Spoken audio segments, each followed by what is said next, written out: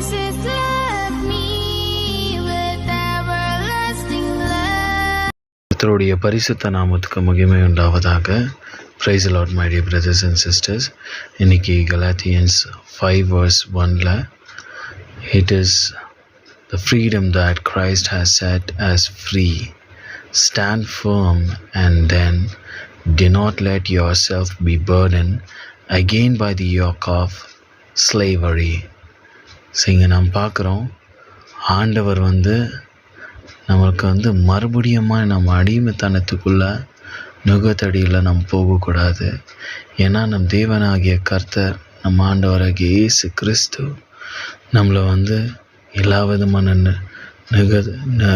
நெருக்கடியிலேருந்து, எல்லா விதமான அடிமைத்தனத்துலேருந்து, அடிக்ஷன்ஸ்லேருந்து கர்த்தர் நம்மளை விடுதலை ஆக்கியிருக்கிறாரு. அதை நம்ம முழு இருதயத்தோடு நாம் நம்பணும்.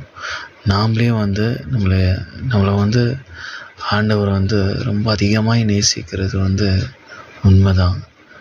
ஏன்னா எப்பேற்பட்ட சூழ்நிலை இருந்தாலும் நம்ம ஆண்டவரை நான் நோக்கி பார்க்கும்போது, ஆண்டவர் விட்டு ரொம்ப தூரமாக விலகி போயிருந்தாலும் சரி, ஆண்டவர் கிட்ட அந்த உறவு இல்லாதபடி உலகத்தில் ஈடுபட்டு நாம் பெற்ற இந்த ரட்சிப்பை, நாம் பெற்ற இந்த பேரின்பத்தை நாம் மறந்து வாழ்ந்து இருந்தாலும் ஆண்டவர் நம் பக்கத்திலே இருக்கிறாரு.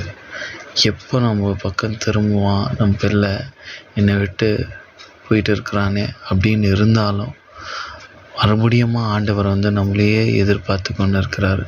என் மகன் மறுபடியும் என் பக்கம் திரும்பிட மாட்டானா அப்படின்ற அந்த ஏக்கத்தோடவே பார்த்துன்னு இருக்கிறாரு.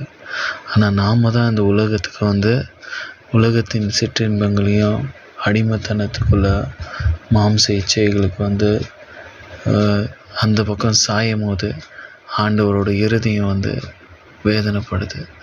மறுபடியும் நம்ம ஆண்டவரை நாம் துக்கப்படுத்தக்கூடாது. ஏன்னா எல்லா விதமான அடிமைத்தனமும் அதில் கர்த்தர் நம்மளை விடுதலையாக்கி இருக்கிறாரு. அவரோட இரத்தத்தினால, அவரோட அன்பினால் ஆண்டவர் நம்ம மேலே இருக்கிற எல்லாம் தன்னையும் அவர் சுமந்து இருக்கிறாரு. நம்ம இந்த உலகத்தின் பாடுகளையும் அதே போல் இந்த அடிமைத்தனத்தை நம்ம மறுபடியும் நம்ம தோளில் சுமக்காதபடி ஆண்டவர் எல்லாத்தையும், பாரத்தை எல்லாத்தையும் எடுத்து போட்டு இருக்கிறாரு. நம்மளை ஒரு சுதந்திரவாளிகளாக மறுபடியும் அவர் நம்மளை உண்டாக்கி இருக்கிறாரு. நம்ம ஆண்டவர் கிறிஸ்துக்குள்ளே நம்ம நிலைச்சி இருக்கிறோம். ஆண்டவர் நம் சொந்த இரட்சகராக ஏற்றுக்கொண்டு அவர் நம்மளுக்காக சிந்தின அந்த ரத்தத்தை நினைவு கூறும்போது நம்ம எல்லா விதமான அடிமைத்தனத்துலேருந்து நம்ம விடுவிக்கப்படுகிறோம். ஆண்டவர் நம்மளை சுற்றி எப்படியெல்லாம் நம்மளை பாதுகாக்க முடியுமோ, எப்படியெல்லாம் நம்மளை விடுதலை ஆக்க முடியுமோ அப்படி ஆண்டவர் நம்மளை விடுதலை ஆக்கி கொண்டு இருக்கிறாரு.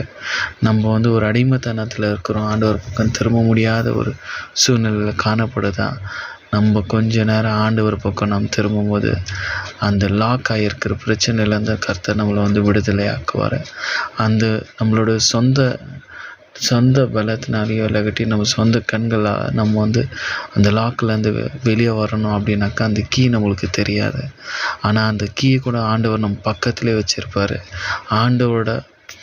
ஆண்டவரோட சப்போர்ட்டில், ஆண்டவரை சார்ந்து நம்ம அந்த கீயை தேடும் போது நம்மளுக்கு தெளிவாக அந்த கீ எங்கே இருக்குது நம்ம பக்கத்திலே இருக்கும்.